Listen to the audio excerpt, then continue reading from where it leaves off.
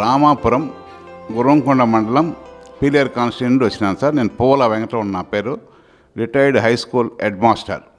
కుప్పం కాన్స్టిట్యూన్సీలో retired head master, Chandrababu గారి నియోజకవర్గంలో రిటైర్డ్ హెడ్ మాస్టర్ నేను. తర్వాత ఈరోజు మన పార్టీ మీద అభిమానంతో నేను పవన్ కళ్యాణ్ గారికి నా ఒక నెల పెన్షన్ 61,116 డీడీ తీసుకొచ్చి పవన్ కళ్యాణ్ గారికి ఇవ్వడం జరిగింది. కానీ సారు, మీ జేబులో ₹1 ఉందా?